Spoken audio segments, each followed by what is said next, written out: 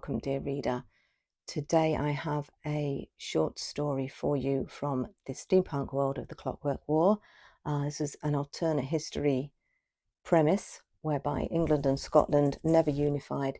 James VI was never born, and 400 or so years later, England and Scotland are still at war, once more at war. The short story I have for you today has our main characters, but it takes them back before the story starts. But maybe it's when the story starts. It's called The Arrival of a Longed-For Child. "I can see Papa," 5-year-old Sam called out from his spot by the window, craning out to watch the winter-dark cinder path for the first sight of his father, William. Immediately, 3-year-old twins Nathan and Harry rushed to his side, wriggling and pushing to secure the best spot at the window. "He's got a present," Harry shouted, turning back to ensure his mother, standing by the stove, received the news. "A present? Are you sure?" Martha thought of the parcels tucked under their beds, the jackets she'd sewn in secret for each of her boys, the wooden tops carved by William waiting for them to unwrap in the morning. Another present wasn't likely, not with money as tight as it was. "He's carrying—" Sam's voice trailed off. 8-year-old Bill craned over his younger brothers to inspect the scene. "He's carrying a baby," Bill declared. A fist gripped Martha's heart, squeezing so tight she lost her breath and everything turned black. When she opened her eyes, the scene was unchanged. The room, smelling of coal smoke and stew, was just the same as it had been since her marriage. Her gaze darted to the corner of the room, where the cradle had been set up, oh so briefly.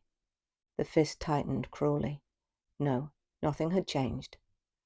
Her husband was on his way home, and her children still numbered 4. And she was grateful.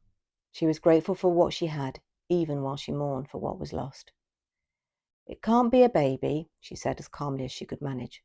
"What is he carrying?" "It's a baby," Harry called excitedly, Nathan joining in. "It is a baby." The door swung open, revealing William. His jacket bulged, pulled tight around an infant who peered solemnly at the faces surrounding her, blinking at the sudden brightness of the kitchen. "A baby!" Martha gasped. The boys ran to their father, tugging on his arm, shouting questions over each other. Martha stood frozen by the stove, watching the brown-eyed child as though the vision might vanish if she blinked. "I found her on the river," William said, shushing the boys. "On the river? What do you mean?" Martha couldn't be more surprised if he said he'd found her down the mines. His blue gaze met hers, his expression part hope, part plea. "She was floating in a rowboat on the river. Sandy waded in and fetched her." "On her own?" "All alone," he confirmed. "Abandoned. I thought the poor mite should come live with us." The fist squeezed her heart again. "We can't keep her. Look at her." She was mostly hidden in William's coat, but Martha saw a glint of metal on a finger in the fist curled around William's lapel. Gold. On a babe. "She doesn't belong here. She's lost. Someone will be looking for her." "Please, Ma, can't we keep her?" Harry chimed in, turning from his father to her. The fist tightened. "It doesn't work like that, sweets. She isn't a stray puppy." Her eyes didn't move from William's. Did he feel the same longing she did? Was that what she read in his eyes? Or did she only see a reflection of what was in her own heart? She swallowed. "We can't replace—" "I'm not trying to replace the baby, Martha. But this poor mite needs someone to care for her." He took a step towards her. She shook her head, stepping back to jolt against the stove. "I can't." She wanted it more than anything. "I told Constable Jim. The watch house knows where to find her if her family comes looking." Another step. The child released her hold on William's jacket and extended a plump hand towards Martha. Her heart swelled, the fist relaxing its grip for the first time in an age. Martha lifted the infant from her husband. The little girl was just over a year, maybe 18 months, she guessed. The child set her head against Martha's shoulder. The pain in her chest vanished, her sorrow lightening as though she'd swallowed sunshine. "I thought maybe we could call her—" "Clara," Martha stated.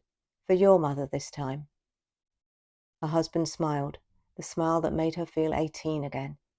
"So we'll keep her." The decision was made with a nod. "Until her family claims her." She regarded her husband, their smiles stretching in unison. Yeah, until then, we'll give her a home, a family. So that's Clara arriving, and we see what happens several years later, many years later, when Clara is all grown up and about to face all manner of changes in her life. That's The Clockwork War, is the first in the series. Thank you for listening. Thank you for watching. I'll be back with another story next Friday. Until then, take care.